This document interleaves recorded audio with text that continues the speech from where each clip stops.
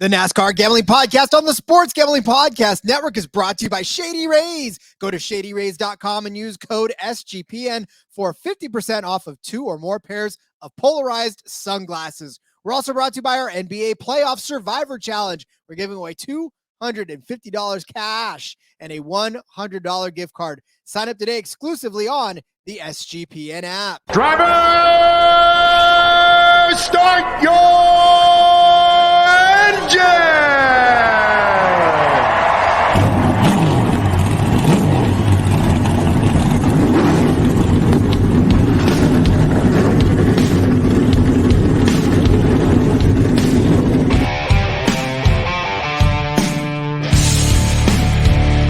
Strap in and pull those belts up tight as the Sports Gambling Podcast Network presents the NASCAR Gambling Podcast. I'll wreck my mom to win a championship. I'll wreck your mom to win a championship. With all the news and the best bets for your NASCAR weekend. It refrains me from not beating the out of you right now because you asked me stupid questions. But since I'm on probation, I suppose that's improper to say as well. If you could talk about racing things, we could talk about racing things. Now, here are your hosts, Rod Villagomez and Cody Zeeb.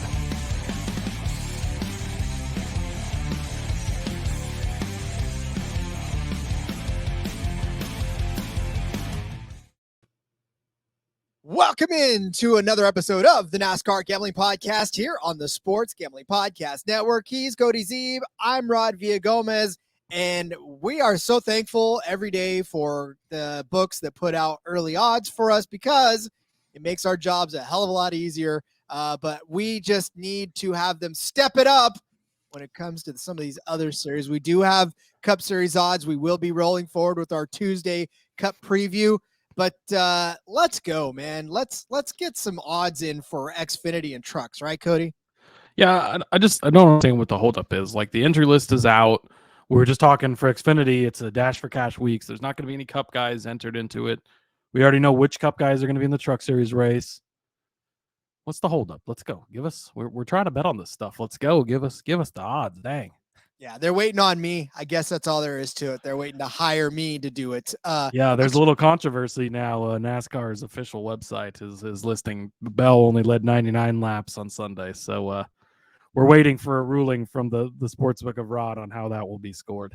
Yeah, and I'm sorry again.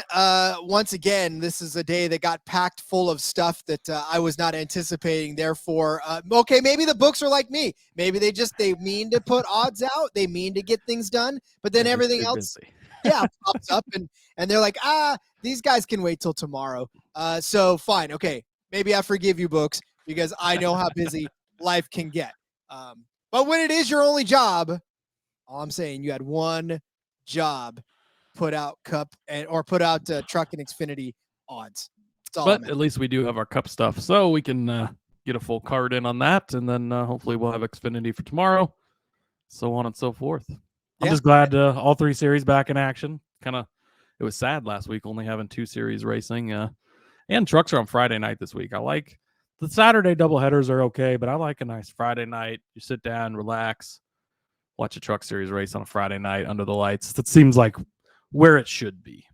And Friday nights, too, for truck race, it's great because it's not a gigantic time commitment. The truck races, obviously, because they're shorter, go by a little bit quicker than the Cup races. So, Friday night, you can sit and relax and take in a 2-hour truck race. I mean, obviously, with commercials and all that, it comes out to about 2.5, but almost the same time as a football game. If you were watching a football game, it's about the same type of time commitment from start to finish. So, I do like that aspect too. It kind of spaces it out rather than trying to slam 2 on Saturday and 1 on Sunday. It just, as somebody who watches probably more than their fair share of sports, I appreciate when it's spread out so I don't feel like I'm spending an entire block of my, week watching just an event.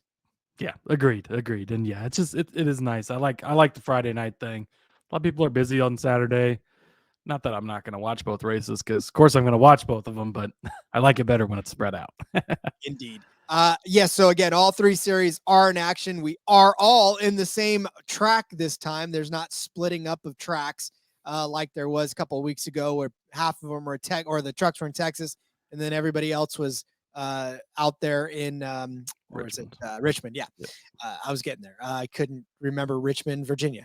But yeah, so again, interesting. All right, well, listen, so before we get going, is there anything we need to bring up just before we get really rolling? Fairly light news day. Couple things. No penalties were announced today. Generally, Tuesdays are the days where you get the penalties. So, assuming there's not going to be a penalty from the Priest Larson thing, we talked about that on the recap show.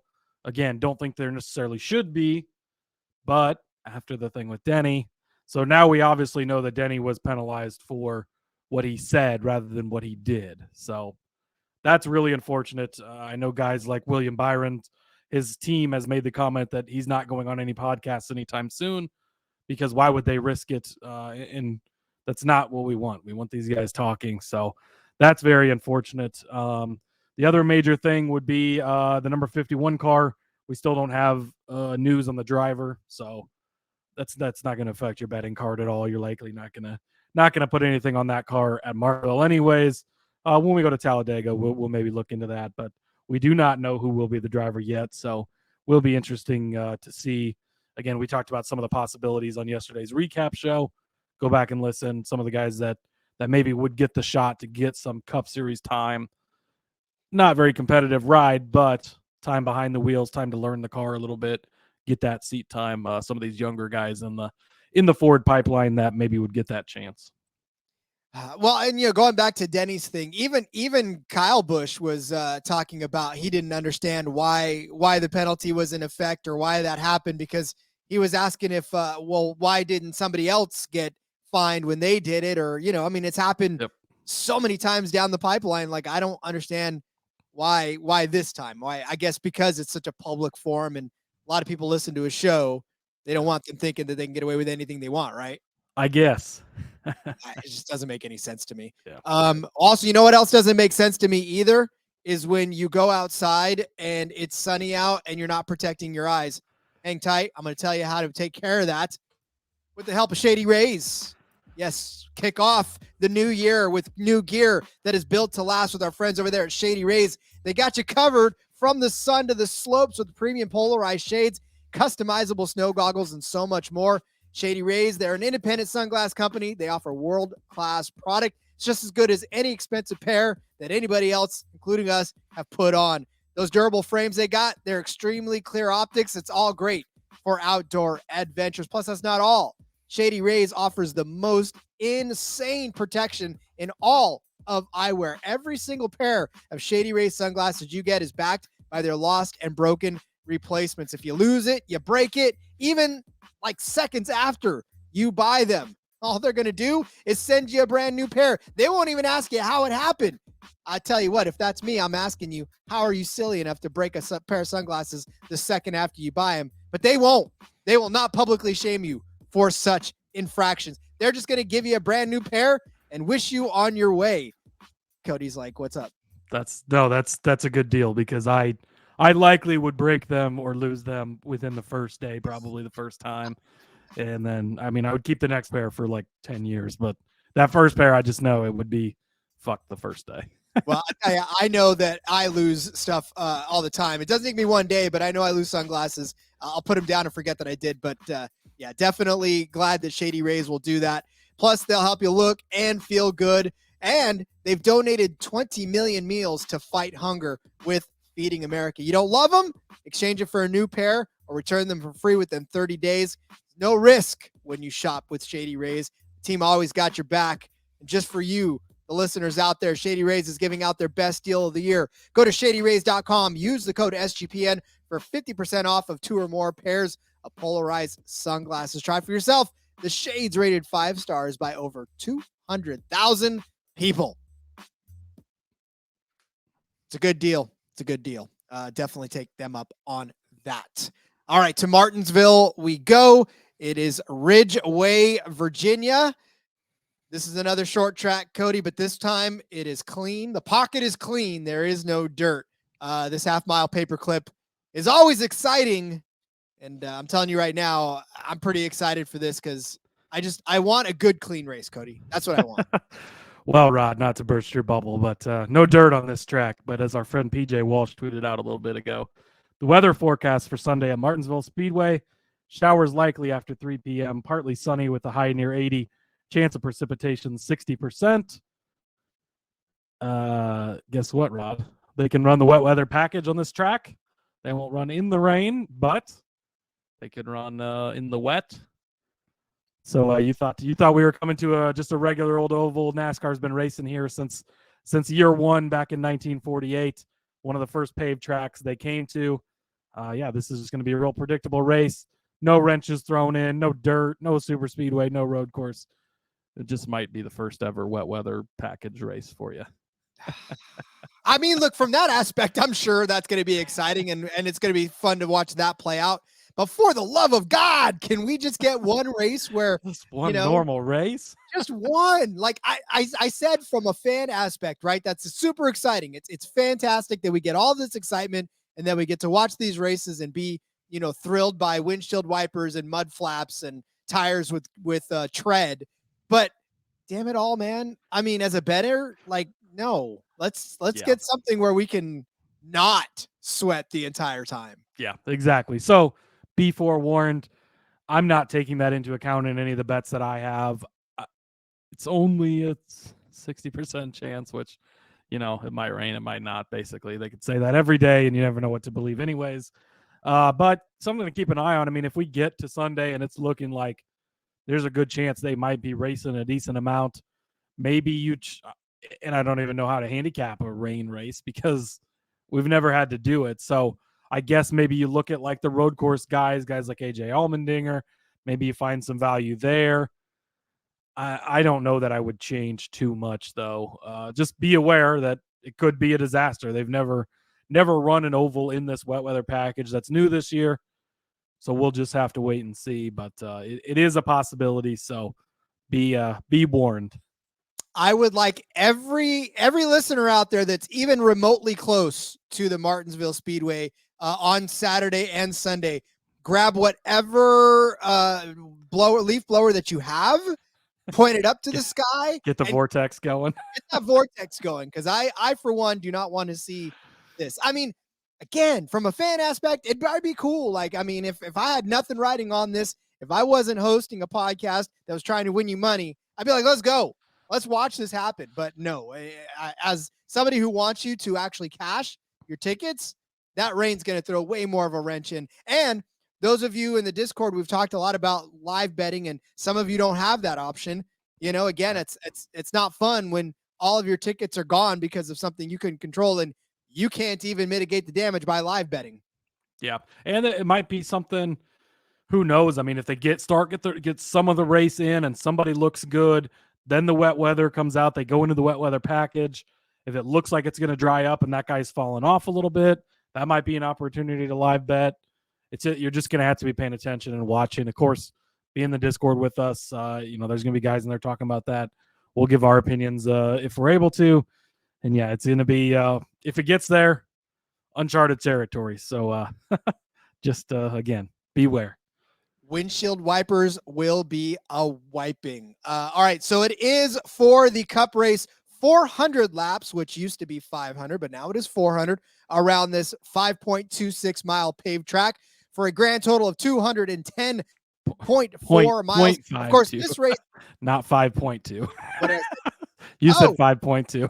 It's not 5.5 miles. It could be. Just why the hell? Would be interesting, but it is only a half mile. Okay, 0.526 mile track for 210 miles total. This used to be the Blue Emu Maximum Relief 400, but now it is, of course, the NOCO 400. Cody, could you tell me what NOCO is? I could tell you if I knew, but I don't know. NOCO is they make tools. So they make stuff for, in fact, I think they do make a leaf blower. So go buy yourself a NOCO leaf blower. There you go. Get a NOCO leaf blower and get the vortex going and keep the rain away on Sunday. I'm telling you right now, just that's how you support NASCAR. Go support a win-win-win. It's a total win-win-win. You talked about this being one of the first tracks that they came to in 1949. Red Byron actually won this first race in a 49 Oldsmobile. This race was 0.5 miles long. Along the way, they've added the 0.26, but this was a half a mile track at the time. I wonder if they just didn't measure out the 0.2 or the extra 2.6 back then. That'd be my guess, but maybe the track changed. Who knows? Yeah, close enough. Half a mile, close enough. It's good. Close to a half mile. We'll just call it good there. Now we have to be so exact about everything. Exactly. You'll recognize the last name to have won on this track in the fall of 2022 was one Christopher Bell. He sounds familiar because he won the last one. Before that, in the spring, it was William Byron. He won the Blue Emu Maximum Relief 400. Two names who we've seen already cross the finish line this season, Cody. Yeah, again, we got 7 winners in 8 races. Byron, obviously, the only guy that's done it twice. Bell, the most recent winner. So it'll be interesting. If you go back to last spring race, this was an extremely boring race. Chase Elliott led a majority of the laps out of the gate. They pitted, and William Byron got out in front, and he led the rest of the laps, won the race. That was about the race recap right there. So there wasn't much to it. But we saw a similar thing in the spring at Richmond. So racing. Then we went to the fall race. Both of these races were much better. Of course, the thing you're going to remember about this race, the Hail Melon at the end, where Chastain obviously slingshotted his way into the Final Four. That move has been outlawed, so it will not be allowed this weekend. But we did have 4 different drivers lead 50 or more laps in that race. So was definitely a little more competitive, a little more racy. Again, I think this short track package has gotten a lot better since last spring's race. So hopefully we won't have another case of follow the leader like we did in the spring race last season. Yeah, I'm definitely looking forward to a much better race because, like you said, that spring race was just a giant snooze fest. Hamlin was out for 203 laps in front.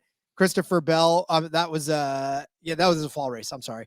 But even still, like Denny Hamlin, 203 laps around in the last one. That one was a snooze fest as well. So, definitely not something I'm looking forward to if that package holds true. All right. I think it's time we should start setting up some bets. How about you? Let's do it. All right. Step away for a quick break. When we come back, we will set up those bets for the NOCO 400 at the Martinsville Speedway. But let's tell you first about our NBA Survivor Challenge. Make sure to check out our NBA Playoffs Survivor Challenge. It's completely free to enter, and the winner gets $250 cash and a $100 SGPN gift card. It's exclusively on the SGPN app. Plus, we're also brought to you by Underdog Fantasy. Underdog Fantasy is a great place to get down on fantasy and player props all year long. Underdog Fantasy is your favorite NBA, NHL, and MLB daily games. Plus, they're already doing best ball drafts for the 2023 NFL season. Head over to UnderdogFantasy.com. Use the promo code SGPN for a 100% deposit bonus up to $100. That's UnderdogFantasy.com. Promo code SGPN. So, like we said, we don't want to see a ton of follow the leader in this one. Part of me's banking on half of that and half of hoping for a much closer race. So, as I approached this, I was kind of thinking to myself, who's dominating now? And I know a lot of the time we've gone into this is who's dominated on this track. But I think recently we've seen a lot of who's just been dominating recently. You know what I'm saying? Like, as much as I keep looking at the track history, it just feels like that's not what's happening when the race plays out. So, the things you can count on, obviously, we'll talk about one of those in a second, seem to happen all the time. Right. But with all these different winners and basically with the shifting tides of these top tens, it just tells me that you almost can take a lot of the research that you think you need for these races and kind of throw them out the window. So I'm not doing that completely. You'll hear me back my stuff up, but you're going to hear a lot of me saying stuff like, I just feel like he's hot right now because it's kind of where we're at. Yeah. And mine's probably a perfect mix of the two. Again, there's a lot to who's been doing well lately. But there is parts of it too, where it is some of these guys have just been really fucking good over the years at Martinsville, and you cannot throw that out. Yeah, the car is different. Yeah, they're on a different team, maybe even.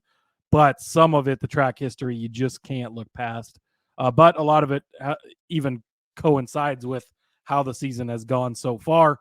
I mean, honestly, some of these first couple bets I have is going to be either guys that have been doing well or guys that haven't been doing well and going the appropriate ways as far as how their seasons have gone so far. So, yeah, a good comment on both. I think you nailed it, though. All right, well, let's get us started then. First up for me, Kevin Harvick. Of course, I got to bet on Kevin Harvick, right? I'm going to take him over Josh Berry at -125. Josh Berry has done an outstanding job in the number 9 car. He's gotten some very good finishes. We saw second place at Richmond a couple of weeks ago. He got spun out on the last lap last week. Again, it was dirt, totally different, whatever. But Kevin Harvick is Mr. Consistency, right? You know Kevin Harvick is going to be in the top 10 at the end of the day, almost no matter what happens. We talked about this on the recap show. Hates Bristol dirt, never wants to race on a dirt track again. He's so glad he never has to because this is his final season, but still ends up with a 9th place finish. Again, you can just rely on him to get those good finishes. Barry's gotten some good finishes. Yes, some of that has been due to pit strategy calls, and those things have worked. But, and I believe Gustafson is back this week. Should probably look into that, but I'm pretty sure the Hendrick crew chiefs all return this week. So, and that was with the relief guy that he's been getting those calls, I guess. So now Gustafson probably still calling most of the shots. But if things don't work out for them to be able to gamble to make it work, I don't think that Barry's going to have a bad day by any means. But Kevin Harvick is just so consistent. Also going to be Barry's first start in the Cup Series on Martinsville. I do think there's something to making your first start on this track specifically compared to he's had success in the Xfinity Series. I believe he's won here even in the Xfinity Series, but it's tough to translate the Xfinity Series directly to this on the first start because these cars are so different. The braking is different. The shifting is different. The wider tires, all of it is so much different in this. So I'm going to trust Mr. Reliable Kevin Harvick. In the 9 races we've had this season, if you count the Clash, he has only finished worse than 19th in one of them, which was Atlanta, a super speedway. Again, that's kind of just, you throw it out anyways. Even last week at the Bristol Dirt was 9th place.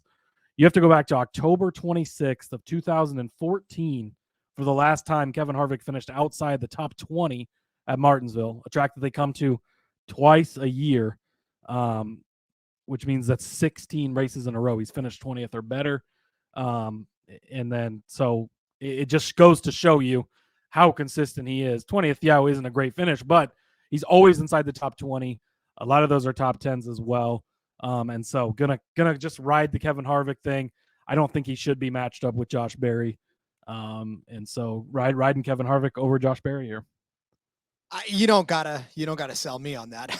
I'm telling you right now, that's kind of an easy sell for me. But it's crazy because the only thing that again, you sort of get tripped up on is Barry's sort of found his way into the top 10 for some reason. And, strategy calls, like you said, or just sort of weird phenomenons that put that 9 car. Maybe it's the 9 car. Maybe it doesn't like being outside of the top 10 and it just finds its way up there. I don't know, but Barry's done well to do that, but this is a much different situation.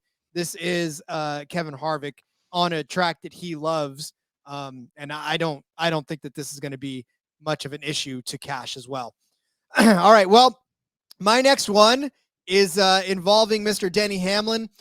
I wanted to find a way to capitalize on his bravado from his podcast. You talked about it on the recap show. We kind of looked ahead and talked about how the 11 car is kind of going for it now. He's pretty much, he took his slap on his wrist and now he just wants to go out and I think shut everybody up in NASCAR and everybody in general. So I like his top 3 odds.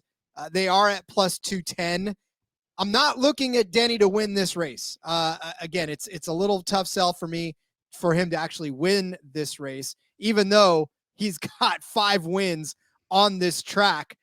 The only problem with that is the last of one came in 2015. That's a long time ago. That's damn near 10 years that he's been without a win on this track. But I think a top 3 is doable as he's done that 1, 2, 3 times in that span. But look, if you look at his overall track history here, 34 starts, 5 wins, 17 top 5s, 23 top 10s. He's got an average finish of 10.5 in that span. Last season, he finished 5th in the fall race here. Obviously, we know what happened there. That Hail Melon basically cost him a couple of spots, but he was running well in that. He led 203 laps of that race. Speaking of laps led, believe it or not, Denny Hamlin is the active leader, the active driver with the most laps led on this track. I talk for a living, and I do. But you wanted the names ahead of him, right? He's in 9th place overall in this span. Bobby Allison ahead of him. Fred Lorenzen ahead of him. Richard Petty ahead of him. Guy named Jimmy Johnson ahead of him. Darrell Waltrip, in front of him. Rusty Wallace, Cale Yarborough, Jeff Gordon. That is the list. Everybody else, other than Denny Hamlin, not on that list, not driving right now. So the guy can get it done. He just needs to finish. And I think if he's confident enough that he's going to finish, and if he's having a good enough confidence behind the wheel, then I'll take it. Has it happened this season? No. But I guess there's got to be a first time for everything, right? Exactly. I love this bet. Plus 210 for his top 3. I will talk more about Denny Hamlin in a little bit, so I'm going to save that. But I back this, fully endorse it, love it. I will be playing it as well. Next up for me, over on Caesars, I'm taking KFB over Ryan Blaney, minus 110. Again, this is just nothing goes right for Ryan Blaney. And Kyle Busch, it hasn't been a perfect season, but it's been a pretty good, solid season for him. I read this off yesterday in the recap show, but I want to read it off again today just to prove the point once again. Here's Ryan Blaney's season. Daytona, he wrecked twice. Auto Club got wrecked on that restart. The I-10 pileup or I-5 pileup, whatever it was out there. Las Vegas, a bad pit call cost him his day. Phoenix, a second place finish. Things went right for Blaney for once. Still can't even win, but he gets to second place. Atlanta, he sped. He goes 4 laps down. Coda, he got wrecked. Richmond, pit issues all day. They had multiple problems in the pits. That was the one where the wrench got stuck. Then he was speeding when he came back down to get the wrench taken off. Just totally tanked his day. Last week, final restart, 8 laps to go, 7 laps to go, whatever it was. On the front row for the restart, gets wrecked by Chase Briscoe. Things do not go Ryan Blaney's way. This might be cashing for 395 of these 400 miles, and you might still, or it might not be cashing for that long, and you might still be able to cash it. It just has not gone well for Blaney this season. On the other side with Kyle Busch, he's only got one finish worse than 19th, which was last week at Bristol. He had a very strong car in the dirt. Of course, we know he ended up getting in the wall, then he got spun out late, broke the suspension, was unable to finish. He did finish 29th here in the fall, Kyle Busch did, but second to last race in the Joe Gibbs car. We know how that kind of all ended, right? Kyle was ready to be done. He had his vacation plans already booked. Joe Gibbs was done with Kyle. That team had their vacation plans booked. Everybody was just trying to get to the end of the season. They didn't care. So I'm going to throw that race out. You go back, and you have to go all the way back, similar to Harvick, except even farther, to April of 2012 as the last time Kyle Busch finished worse than 19th at Martinsville. Since then, 14 of those 24 races, he has finished in the top 5, 2 of those wins. Kyle Busch is very good on this track. He's been very good this season. We know the 8 car is fast. Was fast all of last season. It's been fast all of this season. RCR, it's been up and down for the 3 car a little bit because he's been fast on races like last week, non-existent in other races. But Kyle Busch has been fast. We know that car is fast. We know he's good. Very, very good history on this track. And you just can't trust Ryan Blaney at this point. Again, last year, one of my favorite guys to bet on. I love betting on the guy. I think his winless streak is up to like 54 races now. Things just keep getting worse for him. I hope he wins this weekend and snaps it. I'll be just as happy, even not betting on him, if he finally gets it done. But I can't trust him to finish races. We talked about this last year with guys like Sheldon Creed. Sometimes you can't trust these guys despite having good days. If Ryan runs up front, leads a ton of laps, I won't be surprised. But what would surprise me is if there's not some mistake late, his own doing, something goes wrong, he gets wrecked, the pit crew any of the above, something is going to cost him like it does every other week. Can't trust that. So give me Kyle Busch over Ryan Blaney. That's when I was looking at too, but you definitely got there first. So I'm glad because I like that one. And just for everything you said, you can't trust Blaney at 12 car, man. It's cursed. It might as well be 13. Honestly, that's how cursed it is. All right. My next bet is another hot driver over one that just seems to have some bad luck happen to him every single time. And that's Tyler Reddick over Brad Keselowski. And this is why I was intrigued by this bet in general. Over on Caesars, it's plus 110. They're giving you plus money on Tyler Reddick. All Tyler Reddick has done in 2 of the last 3 races is win and come in second, right? He's had a hot streak happen.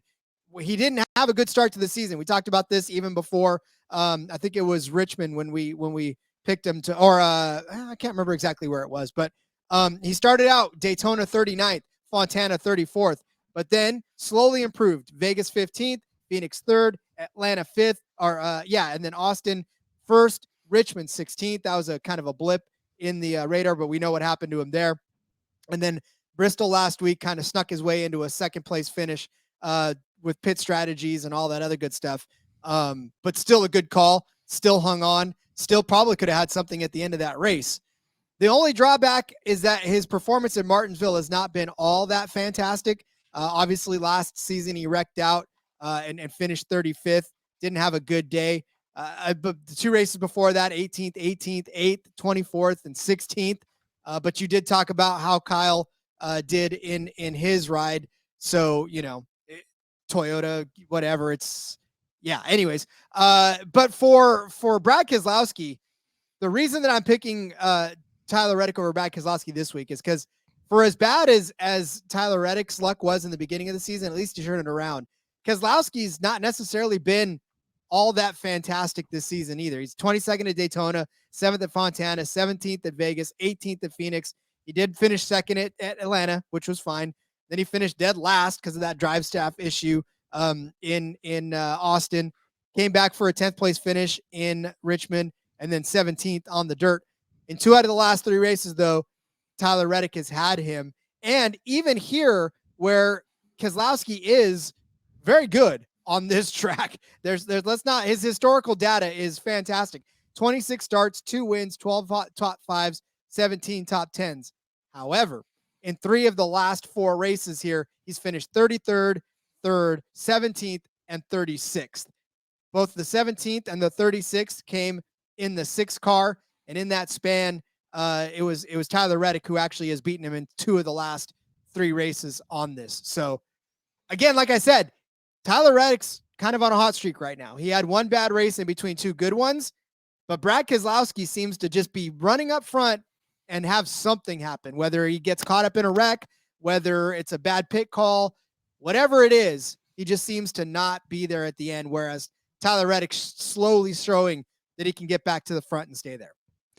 So this is one I'm going to disagree with you on. Looking at this on paper, you say Tyler Reddick and Brad Keselowski, these guys should not be paired up together. Clearly, Tyler Reddick should be the favorite. Then you're getting them at plus money. Guess what, Rod? The books know what they are doing, and this is the prime example. They are baiting you, and you are taking the bait. Tyler Reddick, horrible at Richmond in the past. They fooled me, right? I was like, look how good he's been. He's coming off a win at Coda. Everything's going to be great. Tyler Reddick was out to lunch all day long, had nothing for anyone. You never saw him. Finishes 16th. Brad gets him there. I'm not going to, I don't know that I would necessarily bet Brad at minus money on the other side of this, but I'm going to make a strong case for Brad in a few here to win this race. Spoiler alert, he's my long shot. I think this is Keselowski's week. I think we see the Brad Keselowski of old. It's going to look like the Blue Deuce days for Brad this weekend. He has got the track history here. It's been a little rough lately, yes, but I'm not looking too much into that with as much as we've seen RFK improve. And just Tyler Reddick, the way that he's already proved to me this season that if he's not good on a track, he's not suddenly going to change that. I mean, he was in a good car last year and 35th, in the fall, but he got caught up in a wreck 18th in the spring, not that impressive. 18th in 2021. He did have an 8th place finish in the spring of 21, but 24th and 16th in his other 2 races here. Nothing impressive ever at Martinsville for Reddick so far. I don't think that changes this week. Love Reddick. I think he's a great racer. We've talked about him a lot.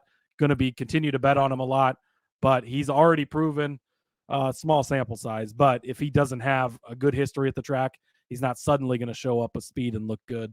So I don't know that I would bet Brad Keselowski on the other side at minus money, but I do think that this matchup might be a trap. I will add, let me just add one more thing, that in the last 2 races in this, they've been within 1 position of each other. I'm telling you right now that the books know what they're doing. Where it was Keselowski that got the better of Reddick in the spring, but Reddick got him by 1 position in the fall. So this has been a close one at this track. So they'll either finish 1st and 2nd, or they'll finish 35th and 36th. That's to be determined. I'll take it as long as Reddick gets that one over. Okay, next up for me, back to the Kevin Harvick well, top 10 plus 110. I'm not going to leave a plus money Kevin Harvick top 10 on the table. Saw it last week at Bristol Dirt. Again, doesn't like Bristol Dirt, hates the place, doesn't care for it at all. Still winds up in the top 10 at the end of the day, running 32nd early in the race. Somebody was like, well, it doesn't look very good for Harvick today, does it? And I said, don't you worry. He's going to be there at the end. Big surprise. He's there at the end. I already listed off his statistics, how well he's done here. He does have 18 career top 10 finishes at Martinsville. So, again, plus money, Kevin Harvick top 10. I'm probably going to take that anywhere and everywhere at this point for the rest of the season. And I'm going to severely miss Kevin Harvick next year, not being able to bet on him. Also going to toss out there Ty Gibbs, top 10 at plus 220. Been riding this for the last couple of weeks. If he hasn't proved it to you by now, I don't know what else he needs to do. 3 9th place finishes in a row. Last week, squeaked into that 10th place finish after the change there at the end, knocking McDowell out and getting Gibbs into 10th. But either way, I'll take it. It cashed. Again, these have all been at different styles of tracks, shorter tracks, road courses. There's a super speedway in there. I mean, everything. He's just been getting the good, solid finishes. He was 19th here in the fall. And I think why that's important is he's made that start already in the Cup Series. I just talked about it with Barry, that first start at Martinsville in the Cup Series, maybe a little bit of a transition. He's already had that chance, right, while he was filling in for Kurt Busch.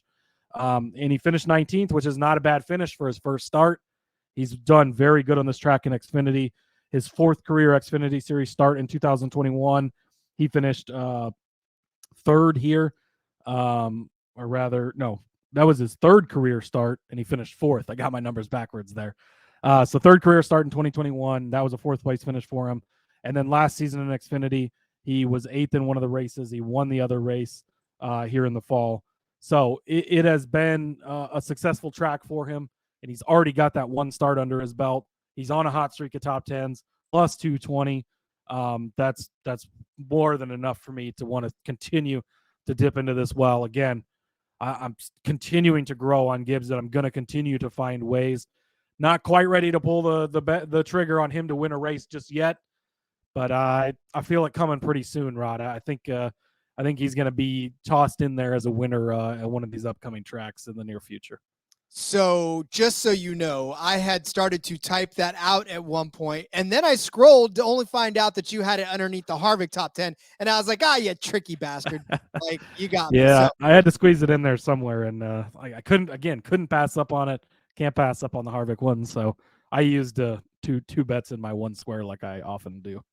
It's all right. I'm glad you did, because like I said, I had it in there as well. I was eyeballing it. I know that the Discord channel is hot on Gibbs's top 10s, and that's a good tale to have, because those guys are some sharp guys in there. So we're having fun learning together about Ty Gibbs. So I'm glad you threw that in there, because I was about to do it if you didn't. All right, my next bet is Alex Bowman over Ross Chastain. The Bowman side of this is at minus 105. So, yeah, I know that the Hail Melon is the last thing anybody remembers from this track, and it's the most memorable thing that happened to Ross Chastain. And it kind of did well for him as a good season. He finished 5th and 4th here in both of those races in that one car. and that kind of leads you to believe that Ross Chastain might be back.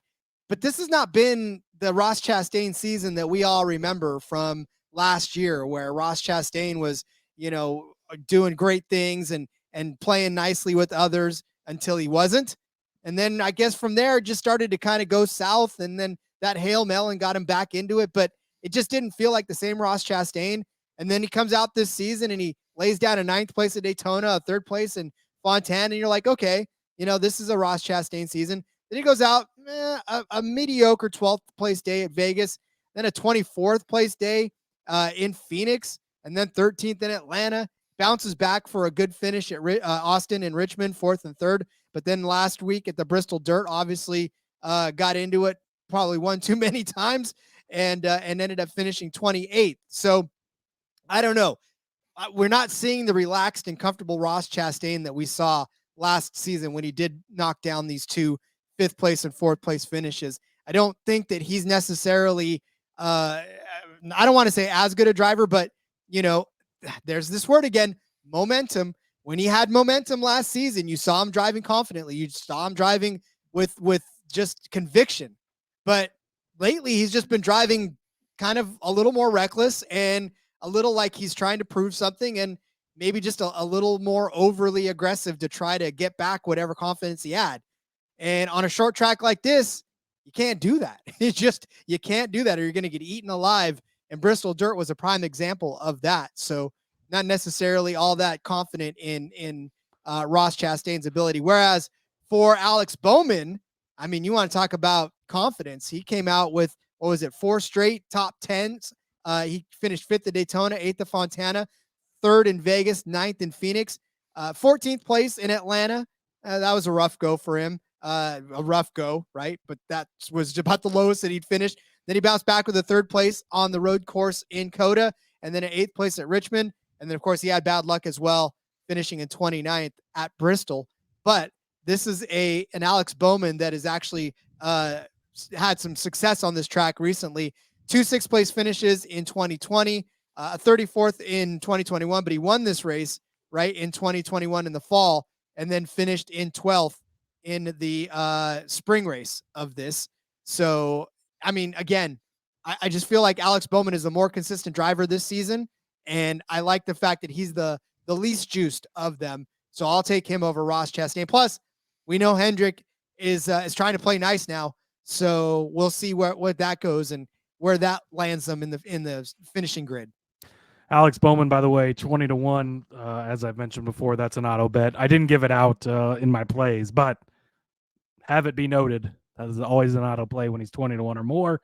I like this. Again, Chastain, it's just been up and down for him, mostly down lately, and I don't really know what to expect from him. This is a tough matchup, but at -105, I do trust Bowman more to get that solid finish. I'm very big on Hendrick this week, and I'm going to do that with my next bet here, William Byron, a top 5 at +105 over on Caesars. Again, this is just, he's been hot to start the season. We didn't necessarily see it as much as I had hoped last week at Bristol Dirt. But he, again, has had just a hell of a season. So on the true ovals that we've seen so far this season, not including the super speedways, not including the road courses, not including the dirt, on the true oval tracks that we've been to so far, he won Las Vegas, he won Phoenix, he led 117 laps at Richmond. He did have a rough day at California at Auto Club back early on. But other than that, he has had solid days. The last 4 races here at Martinsville, he was 7th place in the fall. He won in the spring, leading 212 laps like we talked about before. 5th in the fall of 21, 4th in the spring. Then you go back to 2020, even he had 8th and 2nd place in 2019 as well.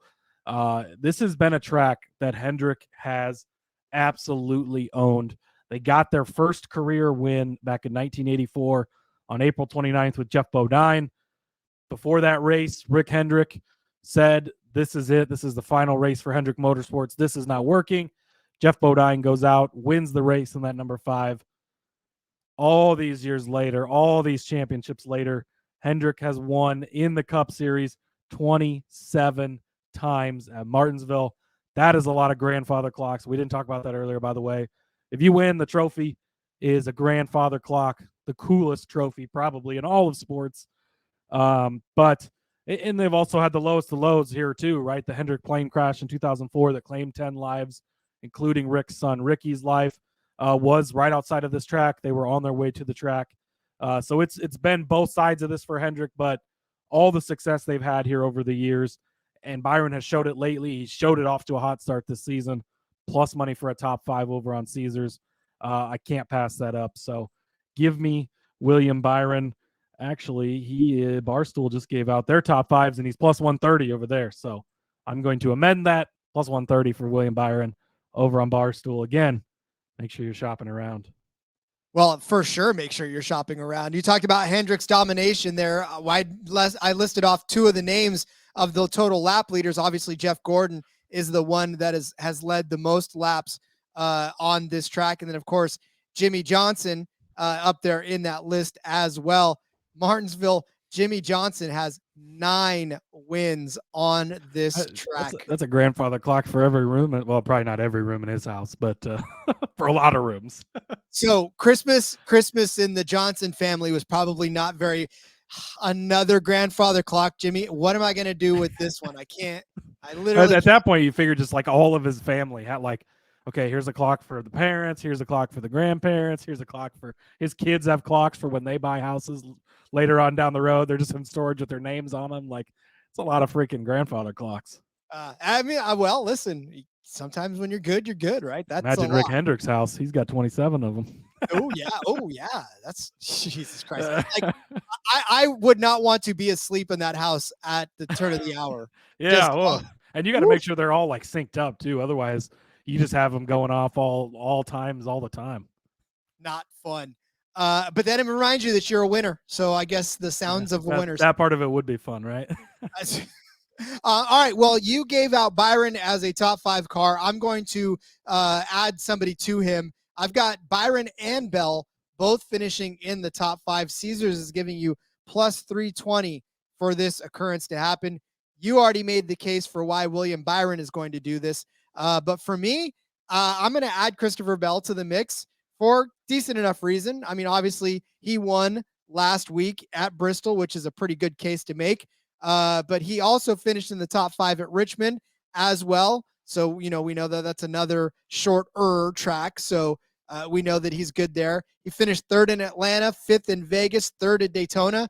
This man has 5 top 5 finishes in 8 starts. So not a bad case already to be made for him to finish in the top 5 this season. Gets a little sketchy on Martinsville because he's really only finished inside the top 5 once. And that's when he won this thing in the fall of last season. So he'll have to overcome some pretty damaging track history. But if anybody can do it, I'm starting to become a believer in Bell, whether I want to be or not. So again, you made the case for Byron to be up there, and I feel like he can get this done. He led 150 laps here in last season's race, so obviously he figured something out and was up front quite a bit. It wasn't like a last second pass or anything like that. He was up for a majority of that race. And so I feel confident that he can finish at least inside the top 5 with the start that he's off to this season. Just quietly finding his way in. He'll jump back and then find his way back up to the front. So it's something that, you're just like, well, there goes Christopher Bell. There's that 20 car again inside the top 10. Oh, look, he's inside the top 5. How the hell did he get there when he was just in 25th 3 laps ago? So, and I like the value of both of those guys for a top 5 at plus 3. What I say, 20? Yeah. Man, I've literally waffled back and forth on this next bet, Rod, and you just finally talked me into it. I started the day out. I have it written down here on my notes. Christopher Bell, top 5. It was plus 110. I see again, Barstool has just released their top 5s. Is that plus 130 over there? I've been going back and forth between Bell and Larson. They both have up and down results here in the past, but they've both done really well here recently. Obviously, Bell just won last weekend. He won this race in the fall. I'm going to stick to my original pick with Christopher Bell at plus 130, although I do like Larson at plus 130 as well for the top 5. Again, like you said, he won this race in the fall, led 150 laps. Other than that, it is pretty rocky as far as this finishes. A 7th place in 2021. The last 2 races at New Hampshire, though, a bigger track, but still shorter, flatter track where he is very good at. He's finished 1st and 2nd in those. You go back to the Clash races again, shorter than this, but still a short, flat track. 6th and 8th in those starts there. So pretty solid days. He's a guy that comes to mind when you think of short tracks, when you think of flat tracks. He's got the momentum behind him right now. Coming off of the win last week, he's firing on all cylinders. Obviously proved he could win here last fall. I wanted to have something on Bell. I couldn't pull the trigger on him as the winner, but I really wanted to have something on him in this race, and I think a top 5 is a safer way to get on Bell, and you're getting it at plus money. So, give me Christopher Bell, top 5 at plus 130 over on Barstool. Yeah, it's tough to want to see or want to pick him as a winner overall. But, I knew I wanted to put something on him because, I just believe that drivers that are driving with confidence do a little bit better than those who aren't. So if he can get it done on the dirt, I think he can get it done. Now, of course, if he qualifies well, I'm going to feel really good about this bet. Yeah. But it's like I said, even if he still qualifies somewhere in the back, I think I'll be okay with it as well. All right. My last one is probably a stretch and a long shot for a good enough reason. Blink twice if you're being held captive, Rod. I'm not being held captive. Honestly, the top 10 odds for me were not necessarily all that intriguing, if we're being honest. Right? Yes, I pointed out a couple that I really liked, but other than Harvick and Gibbs, I did not see many other ones. That's what I'm saying. Good. Like, other than the obvious, it just wasn't necessarily all that great. Well, I'm giving out Harrison Burton at 10-1 for a top 10 finish. Stop me if you want me to stop, but don't, because I'm going someplace with this. Hey, he's only plus 750 on Barstool, so I guess you're getting great value, if that's what you want to call it. All right, listen, I'll laugh when this happens. Listen, I will too. Me too. The last couple of weeks have been a slow and steady climb for Harrison Burton in that 21 car. He finished 15th on the dirt, not too far outside of the top 10, and then 19th at Richmond. Again, kind of somewhere in the middle of that. He finished 15th at Fontana. 3 very close opportunities at a top 10, if you want to call them close. But where I'm kind of basing this off of is his finish last season here in the fall, where he started 10th and finished 11th. I'm hopeful that might bump up another notch. Listen, Cody, I have handicapped all season long based on facts, based on numbers. This is my one middle finger to the world and just throwing this dart out there because I've seen enough heartbreak to know that this is humanly possible. Can I get a no on this? Is that like minus 5,000 or minus 10,000? Because you only pay the juice if you lose, and I would take the no on that. 10-1. You're just kind of throwing a dart out there. It's not like you're putting 100-1 on him to win, and he has to win. Like, it is just a top 10, and he did finish 11th here in the fall. His Xfinity Series is pretty. He has some decent results here, but I don't really have anything else nice to say about Harrison Burton because it's just been rough. And that's not even talking about Ford and how much they've struggled. How many other bets do we have on Ford here in this whole entire thing? Kevin Harvick twice betting against, well, I guess I'll have one for Brad Keselowski, but only because where the odds are. I don't know, Rod. You don't have to like it. I don't like it. So, but 10-1, hey. Throw some darts out there. Why not? And people don't even have to tail me, but I'm just saying, like, I've bet with my brain a lot in the last couple of weeks, and look where it's gotten us. So I'm betting with absolute, like, Rod's gonna show up on the YouTube page in a complete Harrison Burton head to toe. He'll have socks on, stocking cap, the whole works if this cashes. If he finishes inside the top 10 in this race, you better believe I will tattoo temporarily 21 on somewhere. Temporarily. Hey, I've got a cousin that's a tattoo artist, so I'm pretty sure. There you go. That's convenient. Yeah, I'm just saying it can happen. There you go. So yeah. All right. I like that. like I said, I was looking for chaos. I wanted the Elmo arms. Hey, maybe it rains and Harrison Burton wins this race. Oh, let's not go that far. I'm not saying he has to win. Jesus, I just want the top 10 out of the guy. Maybe he, stays out for a stage caution and, puts himself up front and then the rain falls and then we're good. He's playing strategy. Maybe. Sorry, Cody. I'm not going to bring you along on this one, and that is perfectly fine. That's okay. All right. Well, we're going to have our winner's bet when we come back from our break. I promise you, Harrison Burton will not be on that list, so hang tight. We will be right back.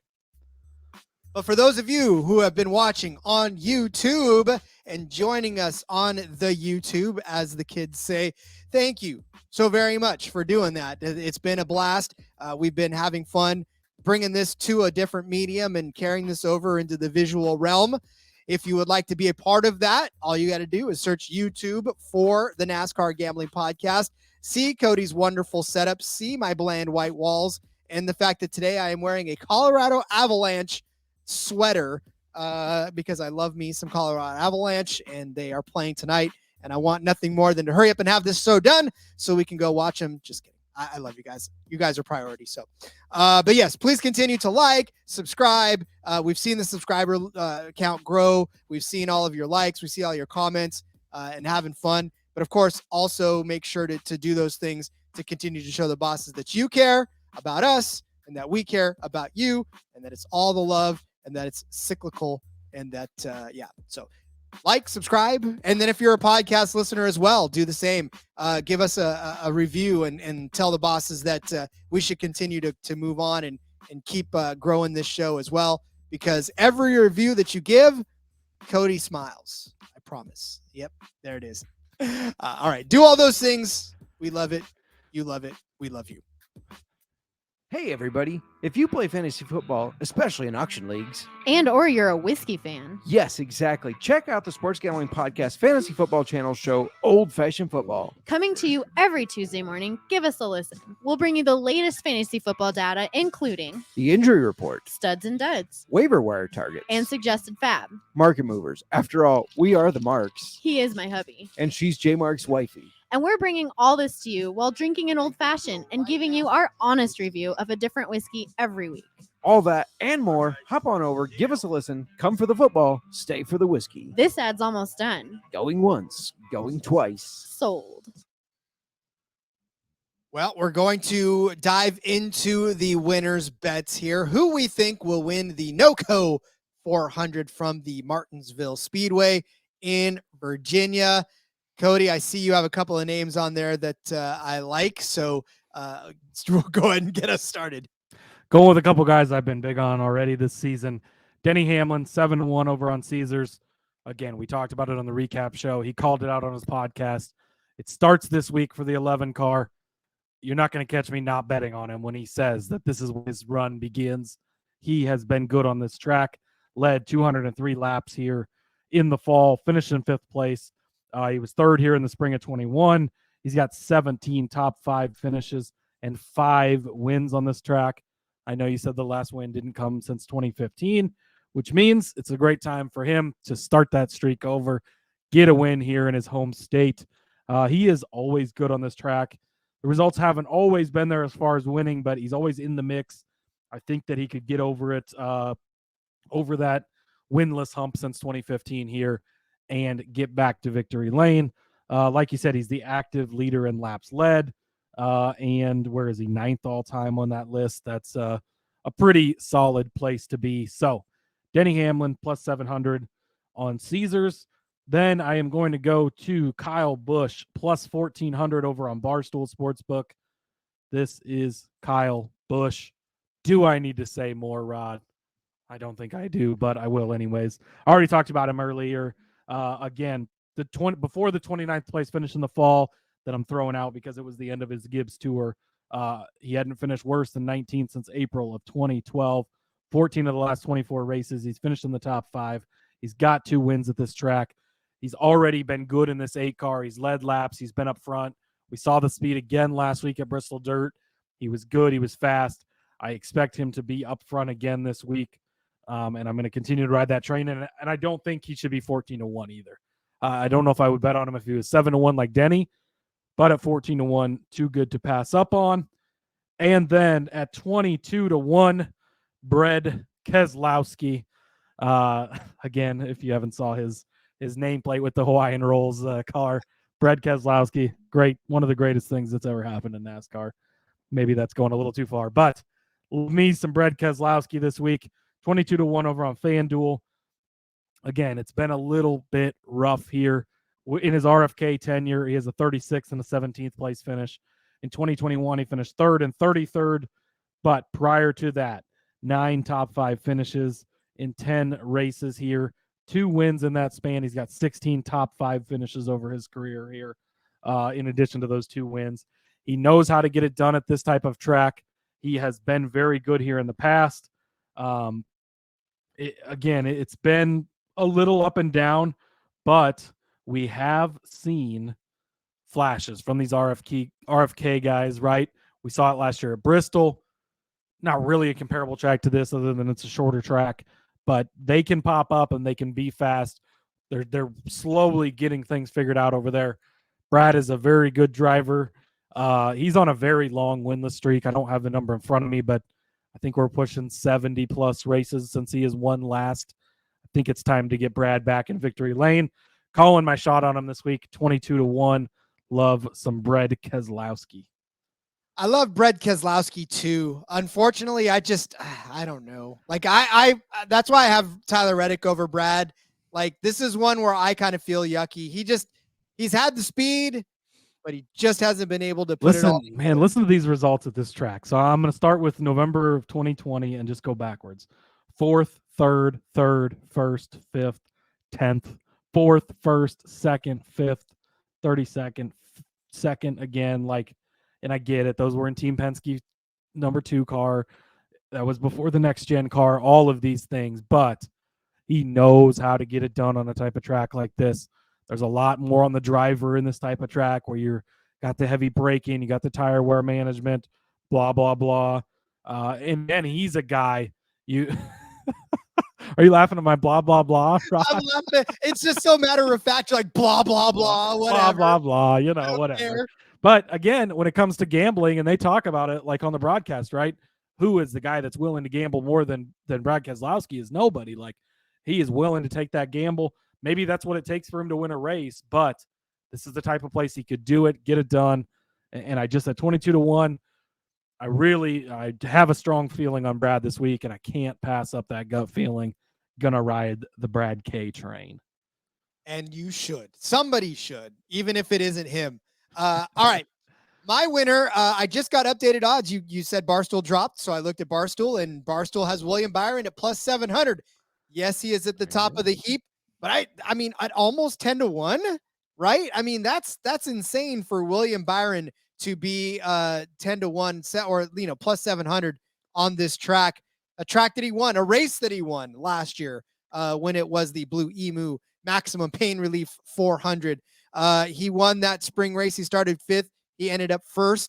And then in the fall race, he had a bad starting position, 25th, but worked his way all the way up to 7th. And I just want to add, in the spring, he dominated this race, 212 total laps that he led. Again, that's just a dominating performance. And we kind of saw that same sort of scenario shape up right at the beginning of the season. He won 2 out of the first 4 races, then kind of slumped off. But much like you were talking about the fact that it's time for Denny Hamlin to kickstart that streak again, I feel like William Byron is kind of trying to get himself back into form, especially after a disappointing showing at Bristol where he finished 13th. This 24 team, this is a track in which he can get it done. Look at his last 4 finishes other than that 1st and the 7th. In 2021, he finished 4th. He finished 5th. He's finished 2nd in 2019, 8th in 2020. So he's in and around the front a lot on this track. So with the hot streak that he's on this season, with as good as we've seen that 24 team look, as much as they're continuing to get smacked on the wrist, this Hendrick team, they're not gonna settle anymore for for moral victories. They're going to want to go for the win. They're going to want to go for the throat. And if it's not Kyle Larson, and we haven't even brought up Kyle Larson's name once, which is crazy. But this is going to be William Byron's day, I think. And at the end of it, he may not lead 212 laps, but I think he's damn sure going to lead that last one. Yeah, I like it a lot. I mean, again, I talked about him for the top 5. He's got the track record here, especially lately. Hendrick, obviously, 27 wins here. They've gotten it done. They know how to do it. So no argument from me here. It is a tough week. There's a lot of co-favorites, basically. You've got Bell, Byron, Hamlin, Larson, Truex are all kind of the favorites across the board. Truex, again, we didn't talk about him. Not going to bet on him being the favorite. Maybe he will be. I almost looked at him for a second at a top 5, and I just couldn't talk myself into it because it's Martin Truex Jr. and I don't want to bet on him. But this is going to be these guys towards the top. I think really are the guys to watch. I think there's a clear cut 5 or 6 real favorites in this race, and those are going to be the guys to beat this weekend.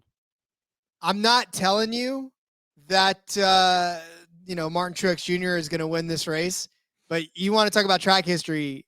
He's got his fair share of grandfather clocks. It is named after him, Martinsville, right? Yeah, exactly. See, so he won the Clash again, similar track. Maybe he gets it done again. When he wins finally, because he's going to win again, potentially. When he does do it, it's not going to surprise me, and I'm not going to be sad that I didn't bet on him because of all the times I could have bet on him and he didn't get it done.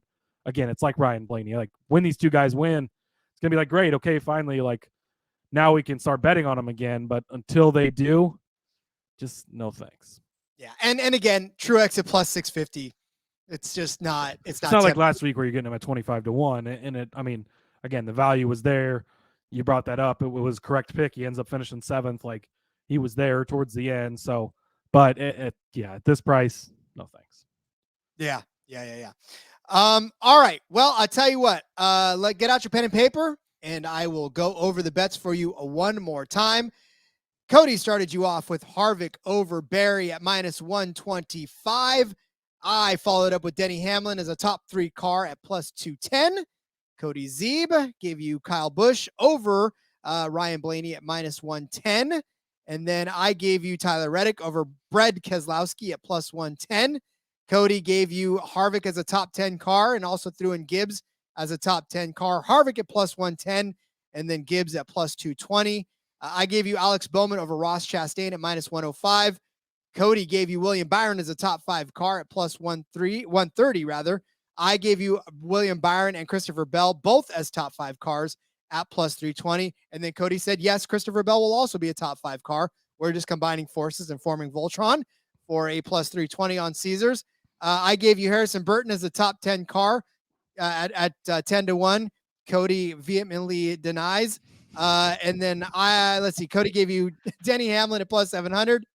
Caesars, Kyle Busch at 14-1 on Barstool and Brad Keselowski at 22-1 on FanDuel. I gave you William Byron to win this race at 7-1. Overall, Cody, this will be a fantastic short track race. I will have fun watching this, and hopefully the chaos will reign and Harrison Burton will be a 10th place car and everything else will be exactly the way it's supposed to be. Yeah, sounds like a solid plan, Rod. I live on the edge. Yes, you do. I hope chaos reigns and Brad Keselowski wins this race. Okay, well, touche. I don't care what happens behind that. All right. So there it is. There's our bets for the weekend, or for the Sunday race rather. We'll definitely be back with more over the course of the week when the odds decide to come out. We need them. Damn it. Bookmakers. Yeah, I was just refreshing. We still have nothing, so still fine. Rough times. Well, we'll come back when they come back. Let's put it that exactly. There you go. All right, Cody. In the meantime, let everybody know where they can find you on social media. Yeah, follow me on Twitter at Husker_Zeeb. I got a busy week this week. I'm going to be on Derek Yoder's betting preview show on Twitter Spaces. That is 8:00 Eastern on Wednesday. You can follow Derek at Derek Yoder _. Again, follow me at Husker_Zeeb. I'll share all of that there. Already have, actually, you can set the reminder so it pops up and reminds you. You don't even have to do anything else. Also, Rod is unable to make the back road on In Between Media this week, so they called in his backup. Again, not as good as the starter, but I'll do my best in his place. And that is 8:30 Eastern time on Thursday evening. So that'll be over on the In Between YouTube page. Make sure you check that out. I'll be on both those shows this week. And of course, we got the rest of the week here with Trucks, Xfinity, DFS, coming back for all of it whenever we finally get odds and prices and all that fun stuff. Yes, I am glad that my relief driver is you, and that you get to hang out with the boys in the back road. Definitely check that out. It'll be a lot of fun. Hopefully I can just be Josh Berry and bring it home in one piece with the solid day. No, buddy, you're going to jump in. That 9 car is going to take you all the way to victory lane. So that'll be fun. Follow me on Twitter at RJ Villagomez. Link about everything I got going on, whether it's here, whether it is In Between Media when I'm able to make it. And my relief driver doesn't have to come in for me. But yeah, we'll be back this week with all the rest of your favorite stuff. Once again, guys, thanks so much. I've been watching the numbers lately. They've been going through the roof, and you guys have just been supporting the show in ways that I never thought would happen. So I can't even thank you guys enough for it. So enough gushing. We'll see you guys tomorrow. Until then, let's go racing and let it ride.